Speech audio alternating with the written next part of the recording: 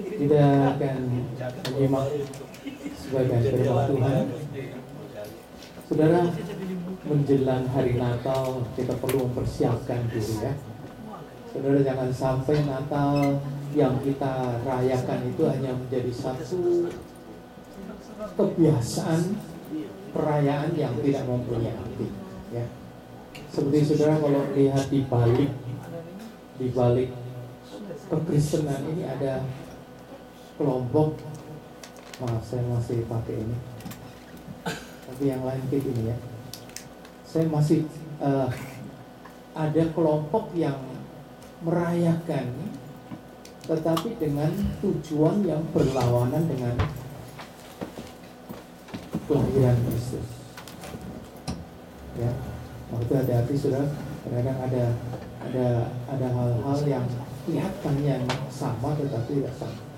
Kelihatannya merayakan dalam hari-hari yang sama, tetapi tidak merayakan seperti apa yang kita rayakan dengan maksud, yaitu menyambut kelahiran Yesus datang ke dalam dunia ini. Ya, begini saudara, ada banyak hal yang bisa terjadi ya di dalam menyambut kedatangan Kristus yang pertama ini. Di dalam peristiwa kelahiran Yesus ada peringatan yang keras yang kita pelajari pada pagi hari ini. Ya, judul firman Tuhan pagi ini adalah Allah memperingatkan yang dikasihi. Allah memperingatkan yang dikasihi. Kita buka di dalam Matius yang kedua. Matius kedua ayat yang ke-11 sampai yang ke-15.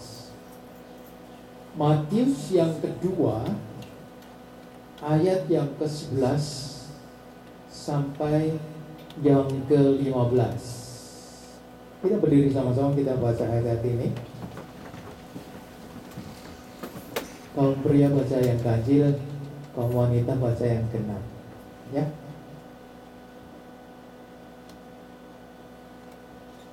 Sudah dapat semua? Kaum pria dulu. Mulai ayat 11, 1, 2, 3. Maka masuklah mereka ke dalam rumah itu dan melihat anak itu bersama Maria ibunya, lalu sujud menyembah dia. Mereka pun membuka tempat harta bendanya dan persembahkan persembahan padanya, yaitu emas, kemenyan, dan mur. Kaum wanita. Dan karena diperingatkan dalam mimpi supaya jangan kembali kepada Herodes, maka pulanglah mereka ke negerinya melalui jalan lain. Setelah orang-orang Majus itu berangkat, nampaklah malaikat Tuhan kepada Yusuf dalam mimpi dan berkata, bangunlah, ambillah anak itu serta ibunya, larilah ke Mesir dan tinggal di sana sampai aku berfirman padamu, karena Herodes akan mencari anak itu untuk membunuh dia. 14. Maka Yusuf pun bangunlah, diambilnya anak itu serta ibunya malam itu juga, lalu menyingkir ke Mesir. Sama-sama. Dan tinggal di sana hingga Herodes mati. Hal itu terjadi supaya genap yang difirmankan Tuhan oleh Nabi, dari Mesir kupanggil anakku. Amin. Tuhan, silakan dulu. Sudah dalam mempersiapkan hari Natal ini, apakah kita sudah mendengar kadang-kadang Tuhan memberikan peringatan bagi kita saat ini setelah kita menjadi orang Kristen, bukan sebelum kita menjadi orang Kristen, tapi karena kita saat ini sudah posisi kita sebagai anak-anak Tuhan. Jadi apakah Tuhan kadang-kadang mengingatkan kehidupan kita setelah kita menjadi orang Kristen? Ya, seperti kalau saudara perhatikan, saudara diperingatkan ya, pasti ada sesuatu hal yang perlu kita perbaiki atau kita perhatikan mengapa sampai kita diperingatkan. Terlebih kita sebagai anak Tuhan, Tuhan sudah selamatkan kita, Tuhan sudah tebus kita. Tetapi juga kita perhatikan, seringkali Tuhan memberi satu peringatan dalam kehidupan kita. Ya, Allah memperingatkan kita semua karena apa? Karena Dia mencintai kita. Tetapi responnya apa? Ada yang menerima, ada yang tidak menerima, ada yang menolak. Saudara, waktu saya kerja di satu perusahaan mebel, sebenarnya karena itu perusahaan itu membuat mebel sendiri, saya pun sering putar-putar di belakang tempat mereka kerja, ada sign, hati-hati kalau mau memakai gergaji mesin, gergaji kayu mesin itu ya. Sudah diperingatkan, hati-hati. Tetapi apa yang terjadi suatu ketika tukang kayu paling top, karena dia asik ya, bercanda dengan yang lain, tidak serius di dalam mengerjakan memotong kayu itu, akhirnya terjadi kecelakaan. Ini terpotong saudara. Karena apa? Karena bermain. Situ sudah ada tanda, hati-hati, jangan bermain. Ada peringatan. Karena kalau dia melanggar pasti akan ada akibatnya. Dan akibatnya terjadi sehingga seorang yang sangat ahli itu kehilangan keahliannya untuk dapat melanjutkan. So, nanti maksudnya dia sembuh ya. Tetapi karena tidak memperhatikan peringatan, dia harus menerima akibatnya. Nah saudara, kalau kita melihat dalam peristiwa kelahiran Yesus juga, di sini Allah memberikan peringatan yang pertama kepada orang Majus. Setelah bertemu dengan Yesus, orang Majus diperingatkan, ya. Setelah Yesus lahir berapa tahun kita tidak tahu, berapa waktu lama, mungkin ya dalam ayat 16 mungkin bisa diperhitungkan mungkin 2 tahun ya. Di sana ayat 16 katakan ketika Herodes tahu bahwa ia diperdayakan oleh orang-orang Majus itu, ia sangat marah. Lalu ia menyuruh membunuh semua anak di Bethlehem dan sekitarnya, yaitu apa? Anak-anak yang berumur 2 tahun ke bawah, sesuai dengan waktu yang dapat ketahui dari orang-orang Majus itu. Bayangkan saudara, di sini kita perhatikan mungkin dalam jangka waktu tidak sampai 2 tahun. Memang tidak jelas ya dalam hal ini, tapi ini suatu peringatan yang diberikan pada orang Majus. Peringatan apa? Saudara, dalam ayat yang ke-12 dikatakan karena diperingatkan dalam mimpi supaya jangan kembali kepada Herodes, maka pulanglah mereka ke negerinya melalui jalan lain. Ya, justru di sini setelah kembali bertemu dengan Yesus, orang Majus diperingatkan pada Tuhan. Allah mau peringatan kepada mereka, jangan kembali pada jalan yang dahulu atau kembali melalui Herodes. Tetapi saudara, ada peringatan yang kedua yang Allah berikan kepada Yesus dalam ayat yang 13. Kalau sudah perhatikan di sana, setelah orang-orang Majus itu berangkat, nampaklah malaikat Tuhan kepada Yusuf dalam mimpi dan berkata, bangunlah, ambillah anak itu serta ibunya, larilah ke Mesir dan tinggallah di sana sampai aku berfirman kepadamu, karena Herodes akan mencari anak itu untuk membunuh dia. Kalau kita perhatikan, pas kita bertanya ya, mengapa sih Allah memberikan peringatan? Saudara, Allah memberi peringatan satu hal yang penting juga untuk kita ketahui, karena Allah mempunyai maksud-maksud yang penting untuk atau demi kebaikan orang-orang yang dikasihinya. Jadi kalau kita sebagai orang tua ya, kita lihat anak-anak bermain dekat api atau dengan dekat pisau ya, pasti sudah katakan, please jangan mainan itu. Ya itu bukan main, karena berbahaya. Beberapa waktu yang lalu seorang dua anak yang satu perempuan dan anak kakaknya yang gede yang diasuh oleh neneknya karena orang tuanya baru di mana mungkin kerja. Ternyata kakaknya yang besar ini menusuk adiknya yang perempuan ini dengan pisau dapur.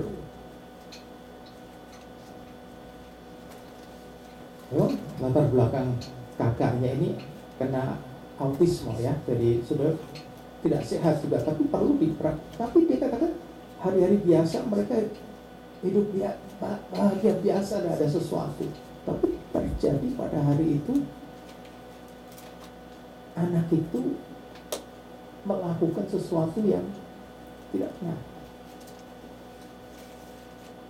Sudah di sini orang tuh nenek itu tidak bisa memperingatkan sehingga anak laki ini melakukan sesuatu yang tidak benar. Dan sudah bayangkan apa yang terjadi nextnya. Bisa kita perhatikan apa yang terjadi selanjutnya. Pasti ada akibat-akibat yang akan berpengaruh dalam pertumbuhan anak itu sendiri. Nah, kalau yang anak perempuan tadi pun sembuh, pasti akan ada trauma yang selalu mengikuti dia setiap kali dan kakaknya pasti trauma. Nah, itu efek daripada hal-hal yang tidak mendengar atau tidak ada peringatan yang membawa anak itu untuk bertumbuh dalam hari yang datang. Ya juga dalam kehidupan kita, saudara. Kalau Tuhan memberikan peringatan, itu bukan berarti Tuhan tidak mengasihi, tapi Tuhan mengasihi kita. Saudara kalau lihat dalam hari-hari ini ya, sebenarnya firman Tuhan sudah banyak sekali memperingatkan apa yang terjadi dalam masa yang akhir ini. Kalau terjadi pandemi yang begitu panjang ini, bayangkan saudara sudah hampir 10 bulan. Hampir 10 bulan. Saudara bayangkan hari-hari ini pandemi semakin keras. Mungkin karena udara dingin ya. Virus lebih senang dengan udara dingin daripada udara panas. Maka itu banyak dianjurkan minum air panas ya. Minum air panas sebanyak-banyak banget untuk menghilangkan, mematikan virus itu. Wah, teori banyak sekali. Saudara, di sini kita perhatikan ada peringatan. Tuhan memberikan satu peringatan. Ini salah satu contoh peringatan. Apakah tidak ada maksud Tuhan? Ada maksud Tuhan. Karena apa? Karena keadaan umat manusia dalam dunia ini sudah jauh daripada Tuhan. Itu yang menjadi masalahnya. Tuhan yang inginkan menjelang kedatangan Tuhan. Kalau yang kedua itu mereka hancur oleh karena mereka tidak mendengar peringatan dari Tuhan, tidak sadar akan peringatan Tuhan berikan dalam kehidupan ini. Oleh karena itu, pada pagi hari ini mari kita akan melihat beberapa peringatan yang menjadi maksud dari peringatan-peringatan yang Tuhan berikan. Yang pertama maksudnya adalah untuk mengubah arah jalan hidup kita. Yang pertama sekali lagi, peringatan Tuhan itu adalah untuk mengubah arah jalan hidup kita. Kita baca dalam ayat 12, di sana dikatakan karena diperingatkan dalam mimpi supaya jangan kembali kepada Herodes, maka pulanglah mereka ke negerinya melalui jalan lain. Ya, dikatakan sini, maka pulanglah mereka ke negerinya melalui jalan lain. Saudara, perjalanan para majus tadi setelah tiba di Yerusalem bertemu dengan Herodes, kita tahu cerita ini ya. Lalu setelah bertemu Yesus diberi petunjuk untuk mengikuti bintang, akhirnya mereka bertemu dengan Yesus. Setelah mereka bertemu dengan Yesus, Tuhan berikan peringatan agar mereka tidak kembali ke jalan yang sama. Ya, setelah bertemu dengan Yesus, mereka diingatkan supaya tidak kembali ke jalan yang sama. Nah, saudara, ini menjadi satu gambaran juga bagi kita, seperti perjalanan kita setelah kita bertemu dengan Yesus, setelah kita berjumpa dengan Yesus, menerima Yesus sebagai selamat kita, saudara, kita pun tidak akan kembali ke jalan yang lama. Kita tidak boleh melewati kembali jalan yang lama. Ya, karena apa? Karena iman kita itu mengubahkan hidup kita setelah kita menerima Kristus. Ya. Tetapi ya inilah menjadi masalah sekarang hari-hari ini, meskipun sudah diperingatkan, kadang-kadang peringatan lembut, kadang peringatan keras, masih ada orang yang tetap berjalan pada jalan yang lama.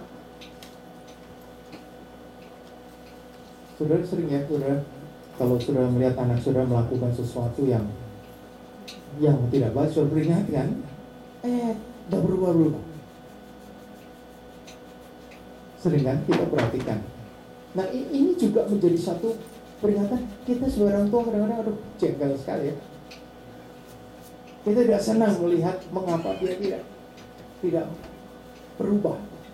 Nah, di dalam pengirian kita juga, dalam Tuhan, saudara, kita perhatikan, Tuhan inginkan kita tidak berjalan pada jalan yang lama setelah kita menerima Kristus sebagai selamat kita. Tapi kita mengubahkan jalan ini sesuai dengan jalan yang Tuhan tunjukkan dalam kehidupan kita. Contohnya ya, kalau kita melihat mengapa sampai Tuhan demikian, contoh bangsa Israel sendiri ya. Mengapa? Kalau kita lihat dalam Amos yang keempat ayat 11-12. Dalam Amos yang keempat ayat 11-12, karena Israel diperingatkan oleh Allah, karena apa? Karena ketegaran hati mereka, kekerasan hati mereka. Ini peringatan Tuhan yang keras kepada Israel. Ya, kita baca di dalam Amos yang keempat ayat 11-12 katakan, Aku telah menjungkir balikan kota-kota di antara kamu. Bayangkan saudara, ini apa yang Allah sudah kerja, ini peringatan Tuhan ya.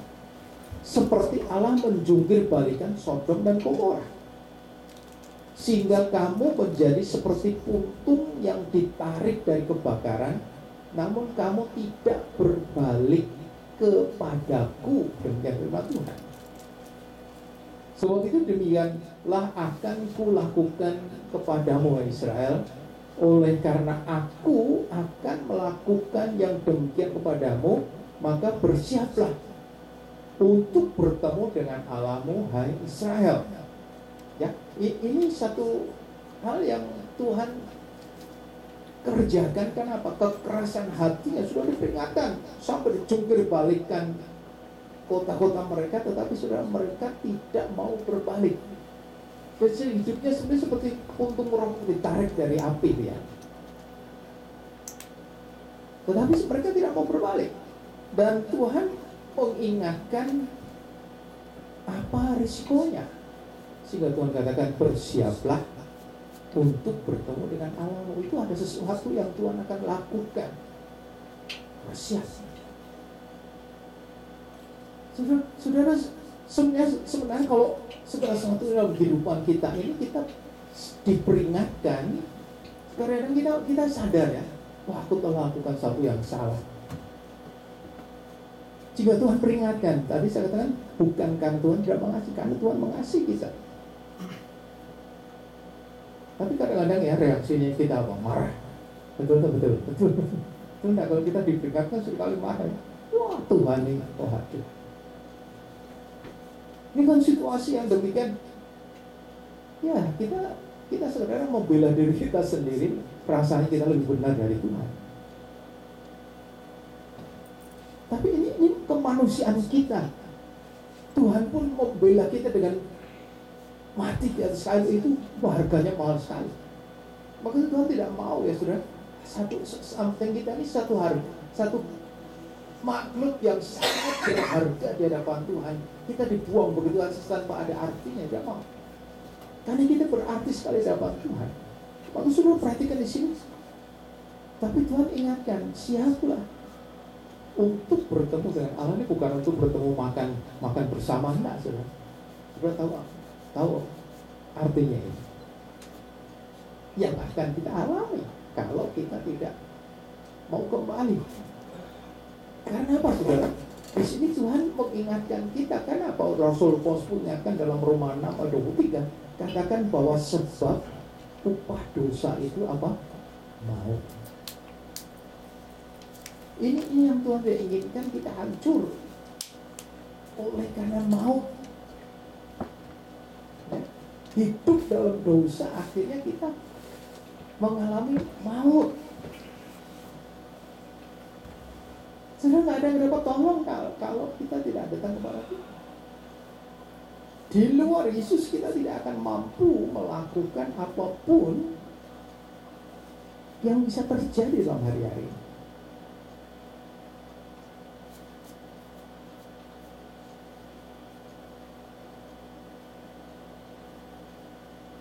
Ya mungkin saudara, kadang-kadang Tuhan kadang-kadang kita bertanya, Tuhan kok keras sekali ya, Tuhan kok kejam. Wah, ini bahaya lagi kalau kita katakan Tuhan itu kejam. Tetapi kalau Tuhan menghajar seperti dalam Ibrani yang ke-12:6, dalam Ibrani 12:6, kalau kita perhatikan, kalau Tuhan menghajar itu bukannya Tuhan tidak mengasihi. Dasar Tuhan mengajar kita itu karena tidak mengasihi, ya. Katakan karena Tuhan mengajar orang yang dikasihinya, dan ia menyerahkan orang yang diakuinya sebagai anak. Jadi saudara, tidak mungkin anak itu tidak pernah diajar. Ya, kita di Amerika ini orang-orang tua kadang-kadang sangat terbatas sekali dengan aturan, ya, dibatasi dengan aturan, tidak boleh pakai pukul, tidak boleh pakai apa. Tapi firman Tuhan katakan pakai tongkat, pakai rotan. Memang kita harus pakai hikmat juga dalam melakukan itu, ya. Di sini kita perhatikan bukannya menghajar anak itu membunuh anaknya atau merusak anak, tapi ini yang kita tahu bahwa Tuhan itu mengasihi dalam kehidupan kita. Contoh yang jelas, ya, Paulus. Kalau sudah lihat Paulus, siapa Paulus sudah tahu. Dengan kekerasan hati Paulus itu melawan Allah. Tetapi dalam Kisah Rasul 9, kalau sudah perhatikan, ada cahaya yang memancar di langit, menjadi peringatan bagi dia agar dia jalan hidupnya berubah. Dan akhirnya Paulus berubah. Kalau sudah lihat dalam kehidupan Paulus selanjutnya, Paulus berubah dan dia menerima, bahkan dia dipakai Tuhan, sampai kita boleh lihat hasil sampai saat ini pun kita masih bisa merasakan. Contoh yang lain, Yunus. Kalau sudah lihat Yunus, siapa Yunus? Yunus adalah seorang hamba Tuhan yang dikirim suruhnya pergi ke Niniwe. Tapi pergi kemana? Pergi kemana?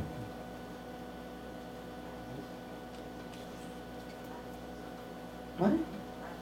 Tarsis. Pinter semua, ya. Seharusnya ke Niniwe, tapi lari ke Tarsis karena dia tahu bahwa tidak mungkin dia akan bisa mengampuni orang-orang yang Tuhan suruh ke sana. Banyak kan, saudara? Ada latar belakang yang diselesaikan untuk bisa melayani orang-orang di Niniwe. Dan Tuhan peringatkan melalui apa? Melalui ombak besar. Akhirnya dia masuk ke dalam perut ikan. Itu satu peringatan yang besar, ya, sehingga dia sadar, dia berdoa dan dimuntahkan ke tiba di Niniwe, ya.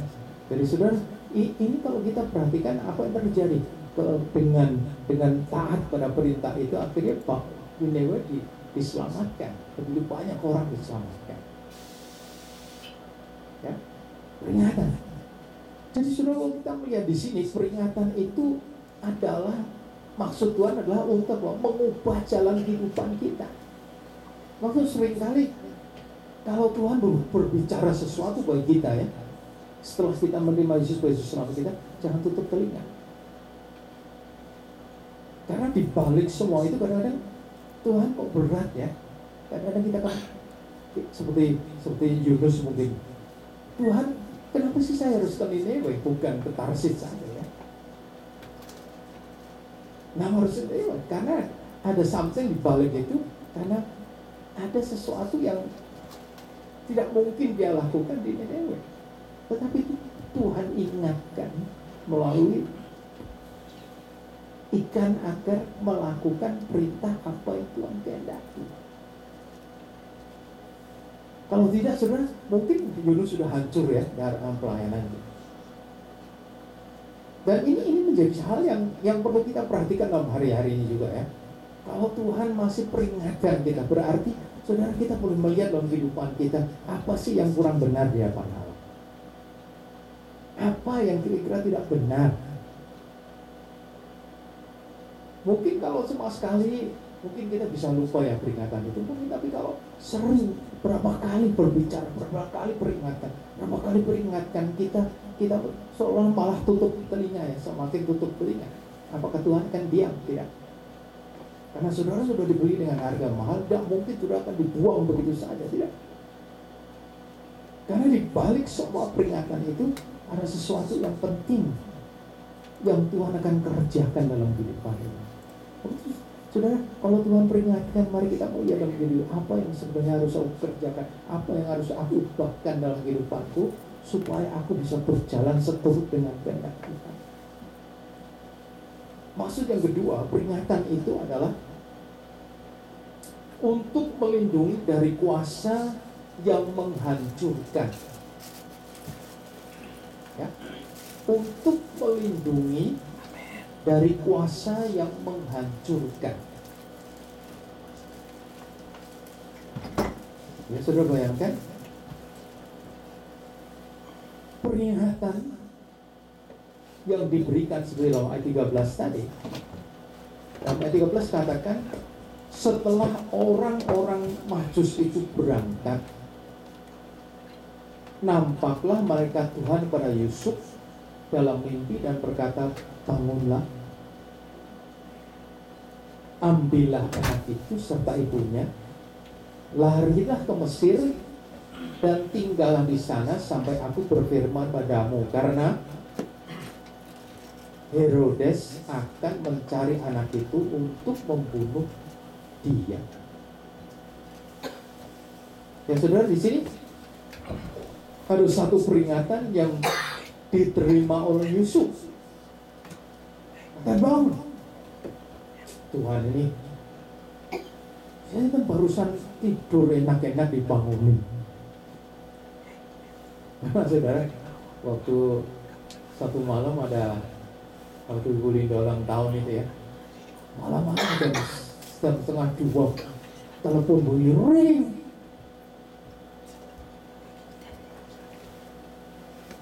Saya kata Bu Linda, tolong jangan diangkat ya, jangan diangkat. Saya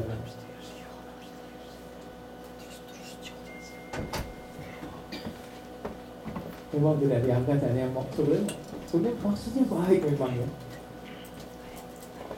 Sebenarnya baik, mau berdoa untuk Ibu Linda. Besoknya saya call lagi sama Tuhan, katakan, sebenarnya saya cuma mau, tapi memang saya harapkan jangan diangkat supaya saya bisa berdoa di telepon. Bayangkan sudah baru mau tidur, bayangkan jam 1, jam 2 itu kalau bagi kita orang-orang tua gini baru mau tidur kan kita kan susah tidur ya, baru mau tidur. Setelah bangun sudah tahu sendiri, kalau sudah begitu sudah tahu pagi nggak tidur.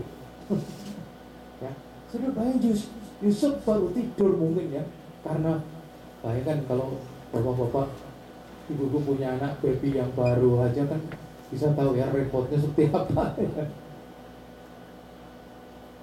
Jadi bapak-bapak mungkin ya pagi sudah kerja, aduh malam masih kerja lagi untuk take care baby ya. Bayangkan ya, tidurnya jadi kadang-kadang kurang banget ya.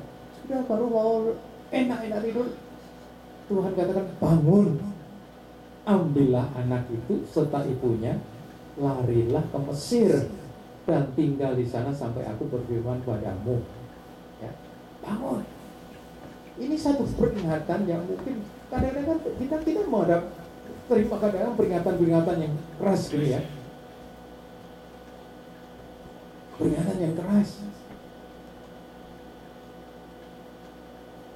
Tetapi saudara, di balik peringatan itu seperti di sini katakan, maksudnya apa? Karena Herodes akan mencari anak itu untuk membunuh dia. Saudara, kalau kita melihat sini tujuan Herodes apa? Tujuan Herodes ketika berkata, memang Herodes inginkan ya pada waktu dia bertemu dengan Majus tadi, orang-orang Majus. Dia katakan dalam ayat 8, katakan kemudian ia menyuruh mereka ke Bethlehem, katanya pergilah dan selidikilah dengan seksama hal-hal mengenai anak itu, dan segera sesudah kamu menemukan dia, kabarkanlah kepadaku supaya apa? Inilah yang dikatakan supaya aku pun mau datang menyembah dia. Majus, mungkin orang-orang Majus ini tidak berpikir bahwa dia punya maksud jelek ya. Tentu kalau kita melihat saudara, di sini Herodes berbicara tentang penyembahan, tapi tujuannya jahat. Ya, dan bicara tentang pengabdian, tapi bertujuan menghancurkan. Nah, ini yang kerjakan dunia dalam hari-hari ini. Ya, seolah-olah berbicara yang rohani, tetapi ternyata mempunyai di balik itu ada sesuatu yang niat yang jahat, niat yang tidak berkenan. Sudah dunia sedang mengerjakan ini. Berdoa antara mereka. Gak usah saya jelaskan. Tapi sudah berdoa. Ya, supaya jangan semakin hancur, jangan sampai menjadi Sodom dan Gomora sehingga Tuhan hancur, negara ini hancur. Coba sudah bayangkan di sini seperti Herodes seolah mau menyembah. Nah, ini yang dikerjakan. Oh, ini tipe setan ya, sudah dipakai oleh setan untuk menghancurkan Yesus, menghancurkan kekristenan hari-hari ini. Kita perhatikan kekristenan akan mendapat ujian yang cukup berat. Ya, seolah katakan aku menyembah Tuhan, tapi di balik itu ada maksud-maksud yang tidak benar. Nah, ini bahaya sekali. Makanya kita harus banyak berdoa dalam hari-hari ini, saudara. Karena sifat setan itu adalah selalu menjadi penghancur, pengusaha ya. Kalau sudah baca dalam Yohanes 10 ayat 10a ya, dalam Yohanes 10 ayat 10a di sana katakan pencuri datang hanya untuk mencuri, membunuh dan membinasakan. Ini pekerjaan setan. Ya, saudara, hari-hari kalau sudah melihat pekerjaan setan jelas sekali ya, jelas sekali menghancurkan umat manusia dalam hari-hari. Ya, menghancurkan manusia. Tetapi saudara, kalau kita lihat sebaliknya, Yesus datang membinasakan pekerjaan kuasa kegelapan. Ya, kalau sudah lihat dalam 1 Yohanes 3 ayat 8, ya 1 Yohanes 3 ayat 8, di sana saudara bisa melihat bahwa Tuhan membinasakan perbuatan iblis. Ya, katakan demikian. Barang siapa yang tetap berbuat dosa berasal dari iblis. Sebab iblis berbuat dosa dari mulanya. Terusnya apa? Sama-sama baca coba. Untuk inilah anak Allah menyatakan dirinya, yaitu apa? Supaya ia membinasakan perbuatan iblis itu. Jadi ini yang Tuhan inginkan apa? Tuhan membela kita sebenarnya dengan peringatan-peringatan yang Tuhan berikan.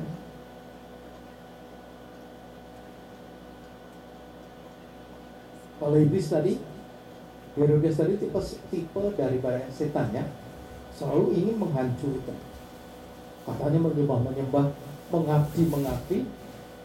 Ini hati-hati saudara, hari-hari kalau orang-orang ini dan itu, tapi di balik itu ada hal-hal yang berlawanan dengan kenyataan. Karena sifat iblis tadi adalah membinasakan, membunuh, binasakan, menghancurkan. Tetapi Yesus sebaliknya, Yesus datang ke dalam dunia adalah apa? Untuk menghancurkan perbuatan iblis. Amin saudara. Ini yang Tuhan ingin kerjakan. Maksudnya kalau kita melihat Tuhan memberi peringatan, kadang-kadang ini yang seringkali manusia tidak mau dengar.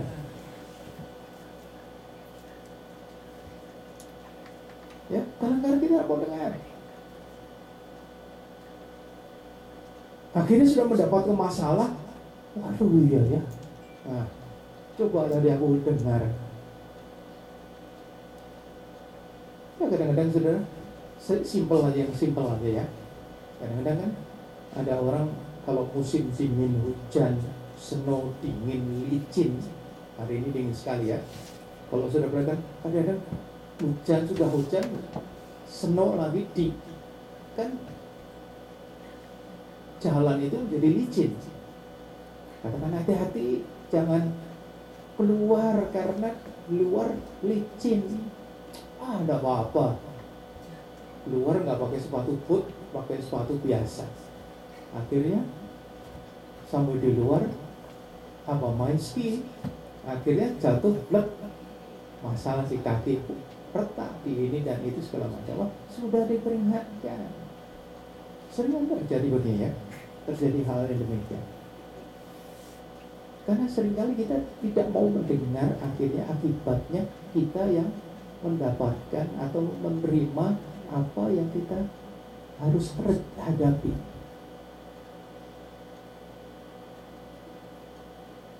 Yang ketiga, peringatan yang ketiga maksudnya apa? Untuk mengarahkan hidup kita ke dalam rencana Allah yang besar. Yang ketiga, rencana ketiga adalah untuk mengarahkan hidup kita ini ke dalam rencana Allah yang besar. Dalam ayat 15 di sana dikatakan, dan tinggal di sana hingga Herodes mati. Hal itu terjadi apa? Supaya genaplah yang difirmankan Tuhan oleh Nabi. Dari Mesir kupanggil anakku. Dari Mesir kupanggil anakku. Saudara, di sini peringatan Allah ingin membawa hidup kita sesuai dengan apa yang menjadi rencana Allah, sesuai dengan apa yang Tuhan firmankan, ya. Dari Mesir ku panggil anakku. Dari Mesir, ya. Mesir itu adalah simbol dari dunia, simbol dari dunia. Nah, kita sebagai orang-orang yang sudah dipanggil keluar dari dunia, ya, Allah memanggil kita keluar dari dunia ini untuk apa? Untuk masuk ke satu rencana yang besar dalam kehidupan ini. Mungkin saudara tidak terpikirkan ya, kalau saudara mendengar kesaksian dari Bapak Doni ini.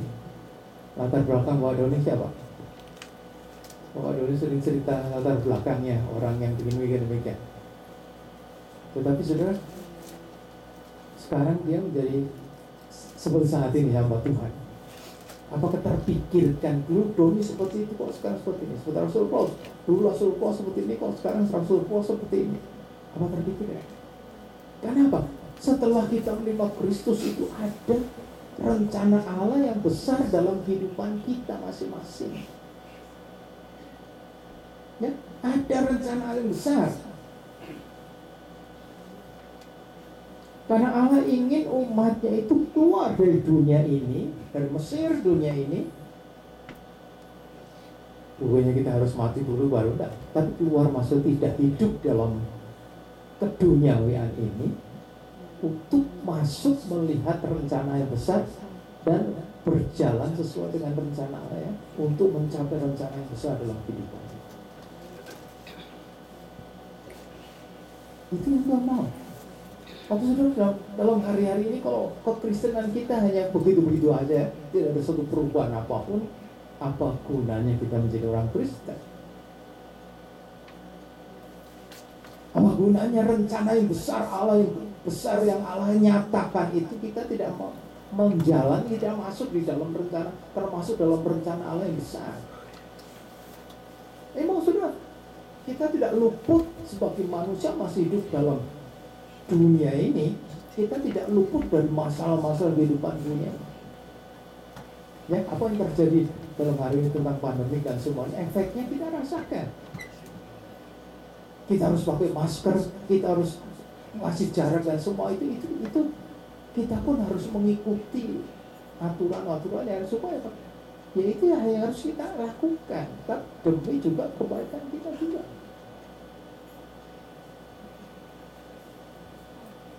Tapi saudara, di balik itu Tuhan seringkali membawa kita keluar, tetapi kita harus hidup sesuai dengan kehendak Allah. Ini yang menjadi satu hal yang kadang-kadang kita tidak mau melakukan apa yang Tuhan perintahkan, hidup sesuai dengan kehendak Allah.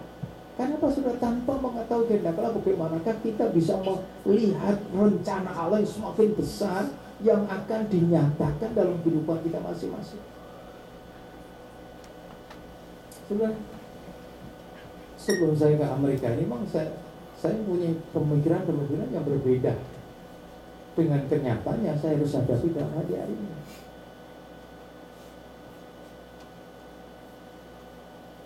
Tapi rencana Allah besar. Rencana Allah, saya tidak terpikirkan kalau saya bisa ada di tempat ini melayani gereja yang saya rintis sampai saat ini. Maksud saya selalu diminta untuk kembali ke Jogja ya, gereja yang besar. Tetapi saudara, rencana Allah yang besar itu dinyatakan dalam kehidupan kita ini kadang-kadang kita tidak terpikirkan.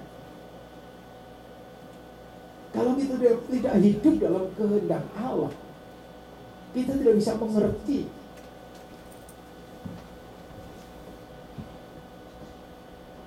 maksud Allah yang besar dalam kehidupan. Ya saudara, kadang-kadang kita mengabaikan firman Tuhan ya. Kadang kita tidak serius, tidak mau merenungkan dengan sungguh-sungguh hidup dalam kehendak Allah. Kita bertumbuh di dalam Dia. Kita bertumbuh iman kita pun karena firman Tuhan. Karena kita mendengar firman Tuhan dan mengerti dengan sungguh, sehingga firman itu membawa kita pertumbuhan dalam. Kalau kita tidak bertumbuh dalam iman, bagaimana kita bisa melihat lebih jelas apa yang Allah rencanakan dalam kehidupan kita? Kita tidak bisa hidup tanpa iman. Kita tidak berkenan tanpa iman. Lalu dalam hari-hari ini saudara, sebenarnya Allah mempunyai rencana yang besar dalam kehidupan. Tetapi saudara, mengapa kita tidak bisa mencapai rencana itu? Karena kita tidak bisa melihat, karena kita tidak mau hidup seturut dengan kehendak Allah. Kita tidak mau hidup dalam kehendak Allah. Makanya Allah ingatkan kita ya, saudara, suruh keluar dalam dunia. Kita baca dalam 1 Yohanes yang kedua ayat 15 sampai 17. 1 Yohanes yang kedua ayat 15 sampai 17. 1 Yohanes yang kedua ayat 15 sampai 17 katakan, janganlah kamu mengasihi dunia dan apa yang ada di dalamnya. Jikalau aku mengasihi dunia, jikalau orang mengasihi dunia, maka kasih akan Bapa tidak ada di dalam orang itu. Perhatikan nih, kalau orang mengasihi dunia, otomatis saudara, Tuhan tidak bisa tinggal di dalam kehidupan. Ya, maka kasih akan Bapa tidak ada di dalam orang itu. Ayat 16. Karena apa? Sebab semua yang ada di dalam dunia, yaitu keinginan daging, keinginan mata, serta keangkuhan hidup, bukanlah berasal dari Bapa, melainkan dari dunia. Ayat 17. Dan dunia ini sedang lenyap dengan keinginannya, tetapi orang yang melakukan kehendak Allah tetap hidup selama-lamanya. Ya, orang yang melakukan kehendak Allah akan hidup selama-lamanya. Jadi saudara, kalau kita dari dunia, tidak mau keluar dari dunia, ya ini akibatnya. Karena apa? Karena Tuhan tidak ada di dalam dunia ini. Ya, dan kita perhatikan dunia ini sedang lenyap.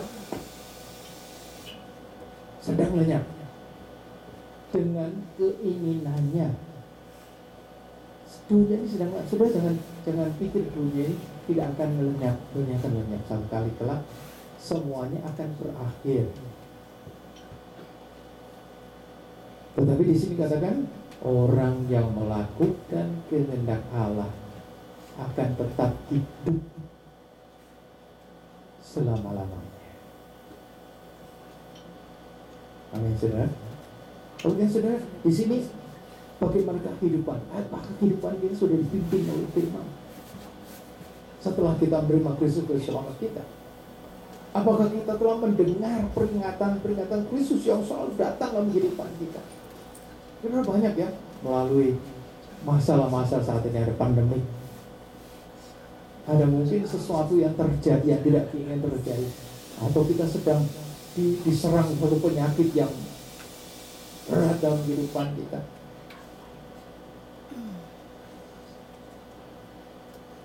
Atau kita ada dalam usaha kita sangat menurun sekali, drop sekali ya. Saudara, bukan berarti apa itu mungkin bisa menjadi satu peringatan kita untuk kita kembali supaya apa? Tuhan memulihkan, bahkan membuatnya lebih baik sesuai dengan rencana Allah yang besar. Saudara, dalam merayakan Natal ini, saudara, kalau Tuhan memberi peringatan itu punya maksud yang baik. Karena yang pertama untuk mengubah arah jalan kehidupan kita. Yang kedua, untuk melindungi kita dari kuasa yang menghancurkan kehidupan ini. Tapi yang ketiga, untuk mengarahkan hidup kita ke dalam rencana Allah yang besar. Saudara, rencana Allah bukan rencana kecelakaan, tapi rencana damai sejahtera, masa depan yang penuh pengharapan. Karena dalam hari-hari ini, menjelang hari Natal, jangan hanya seperti dunia ya, ramai-ramai, wah-wah, yang tidak mempunyai arti. Tetapi mari kita mau siapkan hati kita benar-benar menyambut Yesus yang sudah datang dalam dunia, menjadi juru selamat kita, supaya dia tetap memimpin langkah demi langkah sampai kita mencapai sasaran terakhir dalam surga yang mulia. Amin, saudara. Saudara, kita sadar dalam hari-hari ini juga ya, kita tidak tahu, kita tidak bisa menentukan diri kita sendiri ya. Mengapa harus demikian? Mengapa harus saya lebih demikian? Tetapi kita percaya bahwa Kristus akan melakukan satu perkara yang besar dalam hari-hari yang terakhir. Amin. Mungkin saudara, mari kita akan lihat dalam kehidupan kita, apakah yang harus kita kerjakan, peringatan apa yang Tuhan sudah sampaikan dalam hidup kita. Amin. Kita hanya minta Yesus yang akan menuntun kita, akan menolong kita, supaya di dalam kegelapan dunia ini terang Allah masih bisa menuntun langkah-langkah kehidupan kita, sampai kita bisa melihat seperti dalam alasan kita ada melihat rencana Allah dalam hidup kita yang begitu besar, sampai kita mencapai rencana itu kerjakan dalam kehidupan ini. Amin, saudara. Jadi firman Tuhan ini boleh mendorong kehidupan kita hari-hari ini untuk mempersiapkan diri kita ya, untuk datang menghadapi hari-hari ini. Jangan seluruh dunia bersuka-suka cita hanya tidak mempunyai arti apapun. Tetapi kita sebagai Tuhan, kita rindu kuasa Allah akan bekerja menuntun kita, sehingga kita boleh mendapatkan apa yang kita harapkan sesuai dengan rencana Allah dalam kehidupan kita masing-masing. Baik, mari kita berdiri. Kita nyanyikan lagu dari pertolonganmu dari